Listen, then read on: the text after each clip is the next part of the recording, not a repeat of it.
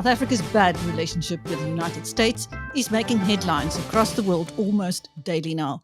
We get the latest from United States intelligence analyst, retired Colonel Chris Wyatt. Welcome, Colonel. Hey, Chris, welcome. Wow, things have been so slow. What are we going to talk about today? I was just going to ask you, what are the latest whispers from Washington following the expulsion of our ambassador? Well, what's interesting is a lot of South African politicians seem to think that South Africa is front and center for U.S. policy establishment. As I tried to warn the policymakers in South Africa, there's Gaza, there's Ukraine, there's Doge and cutting the budget. There's all these other things. And somewhere way down here below Trevor Noah in importance is South Africa. But apparently South Africans think that me, pay attention. Well, guess what? Now you've got Washington's attention, and not in a good way. This is really unfortunate for U.S.-South Africa relations. Ebrahim Rasool has really opened his mouth and stuck his foot deeply inside. And of course, instead of dealing with his deeply offensive and racial comments he said about America and our president, the South African press is running cover right now, by and large, going, well, it was undiplomatic. They didn't do it properly. And even lying about how he was dismissed. We did do it properly. We followed the Vienna Conventions. And suddenly newspapers in South Africa discover what the Vienna Conventions are when I know they have no clue what they're talking about. Now, another controversy is raging, and this time over the City of Johannesburg's decision to rename Sandton Drive in honor of Palestinian activist Leila Khaled. Of course, the U.S. consulate is on that street, Chris. Are we looking at its closure if that goes ahead? Well, that building is quite expensive. I don't know if we're going to look at its closure. I think, frankly, if they do change the name to name it after Palestinian terrorists who kidnapped or hijacked a flight back in 1969, became famous by putting people's lives in jeopardy. If people hail people who behave in such a fashion, that questions their judgment. Of course, this goes back to 2018 when this was first approved, but it hasn't been done since then. It's being done now intentionally to insult the United States. This woman is of no value whatsoever to rational people around the world. And this is just intentional. But if they do go ahead with a name change and start putting the signs up, I imagine the United States Embassy would simply find another location and rent a small place with an address, and that would be the new address of the American Embassy. Their mail will be delivered there instead of on Leila Khaled Drive. And this is an own goal of epic proportions, and it shows you just how venomous some politicians are in South Africa. It's absolutely ridiculous, this sort of nonsense. The United States supported South Africa's liberation movement openly in the 1980s to end apartheid, and this is the reward we get for it from evil behavior. Now, I think it's beyond the pale, and it's another effort to insult America. While the South African media and politicians are running around and saying, "Oh, we don't understand why the relationship was bad with America." Well, this is just another example of it. This isn't to venerate this woman. There are plenty of streets that could be named. This is one of the most important roads in all of Johannesburg, and as you mentioned, the American consulate is located at number 1, Sandton Drive. What's the purpose of changing this? Like changing William Nickel. What was the purpose of that? Just to waste money. People are hungry. The streets are falling apart. Potholes are everywhere. Electricity doesn't work. The world's largest man-made forest, it's Johannesburg, is in jeopardy of collapsing completely. And this is where these councilors devote their energy. I saw the session last week, the Joburg City Council, the behavior there. And idiots from the Pan-African Congress and EFF spent their time complaining about a kippah that a Jewish member of the council was wearing rather than focusing on the needs of Johannesburg citizens. It's really sad. Well, according to President Cyril Ramaphosa, engagements are continuing with the United States. Can the damage be undone, Colonel? Well, it can always be undone. It's not like anyone's firing, missiles at each other or rockets or artillery rounds. Not thank yet, goodness. not yet. Well, only way much to worry. The condition of the SANDF is in. It's not going to be much of a threat to even to Eswatini, let alone to the United States at this point. But the bottom line here, and that's not an insult, folks. People in the SANDF know that comes from a position of concern for them. They've been under budgeted, under resourced for years. But no, it's not broken. But it's interesting to see the complaints. We are in Parliament. Joyce Malema chairs this on the floor. Well, the Americans have done this and they've insulted us and they've been aggressive towards us. And all we did was cancel foreign aid to the whole world. And South Africa acted like they were the only ones it happened to and kept insulting Trump. And this is what happens. Trump has been incredibly reserved. Let's put this in play for a second. What has happened? Well, the United States has not kicked South Africa out of the African Growth and Opportunity Act, a duty-free access to our marketplace, which gives us no reciprocity. We don't get the same advantage. We give it to you.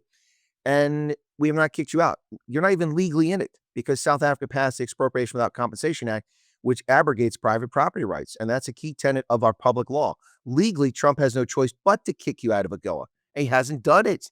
He hasn't done. Has he imposed? He's put tariffs on everybody. On Denmark, he threatened it. He put it on Canada. He put it on Mexico. He's put it on European allies because of their treatment of us tariff-wise. South Africa doesn't give the same treatment, and we haven't applied tariffs to South Africa. He's been incredibly reserved when it comes to South Africa, and his reward, constant bombardment, being called the Grand Wizard of the Ku Klux Klan by the EFF, who can't even spell Ku Klux Klan. It's just it's beyond the pale. I would recommend that some of these people who keep running their mouths, South Africa, just shut up, cease and desist. Otherwise, you're going to get exactly what you want, which begs the question: do these politicians want South Africa to be sanctioned, to be tariffed, to be in such a poor state of relations with the United States? One begins to wonder if that's the plan, because I mean, either that or we're dealing with the dumbest box of rocks on the planet. People have no understanding. We have members of your government constantly lying about things. Ronnie Lamola going on Deutsche Welle telling people that every country in the world has expropriation without compensation. Our Fifth Amendment to the Constitution expressly forbids expropriating property without just compensation. It's not helpful. We need adults in the room. I spoke last week with General Bentu Holomisa, and we talked about this. And both of us said, hey, we both agree that adults need to be in the room on both sides. Get in a room, get around the table, and work this out. Talk your differences out, because it's no good. Frankly, it doesn't do much harm to the U.S., but it certainly harms South Africans. And what happens less than 24 hours after our conversation? Both of us think, hey, we made progress. If we could talk like this, maybe the government of South Africa can do the same with Washington. And Ebrahim Rasool does what he did, and it never ends. But it's not over. It can be fixed, but we need people to start behaving.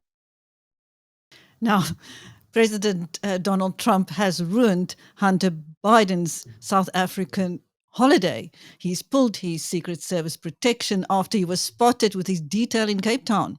All 18 of them, apparently, a day. Well, I don't know if he ruined his vacation. How does it ruin your vacation? Maybe the bodyguards not standing over you on the beach are actually an improvement. No, what he's done is, first off, Trump obviously didn't even know about this. A journalist, this is funny. Journalists are driving the news cycle now because they're telling Trump about things he didn't even know about. I saw his general. He's like, oh, where's he at? In South Africa. Oh, I'll have to take a look at that. And next thing you know, and not only take a look, but the reporters, the ones that said, hey, he's got 18 Secret Service agents, which is not unusual. It's standard practice. The first 6 months after a former president leaves office, their extended family will typically be granted Secret Service protections for up to 6 months. Well, I think the problem here is that Hunter just saw his access to the VIP lounge removed, and that's gone now. Not just him, but also Ashley Biden lost her 13 agents.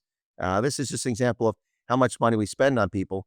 And this guy's a convicted felon, a man using dangerous fences, a man not authorized to have a firearm, who had a firearm, who has not been charged with the subsequent crimes because his father illegitimately pardoned him. And by the way, that pardon, the president is challenging that, not the pardon, but the fact that it was signed by a machine or signed by someone not the president, which would make it illegitimate. It's a very historic situation in which the president's challenging not the power of the pardon, but the way it was done, which would make it illegal. Any last thoughts, Colonel? Yes, let's have some nice positive thoughts here. The United States and South Africa are not enemies, and the United States and South Africa can work and get along. But we need the social media glitterati to knock it off. We need opposition politicians who are desperate for attention. Ooh, me. What can I call the Americans to get attention in the press? And we need the dishonest press in South Africa to stop being lazy and start doing basic modicum of research.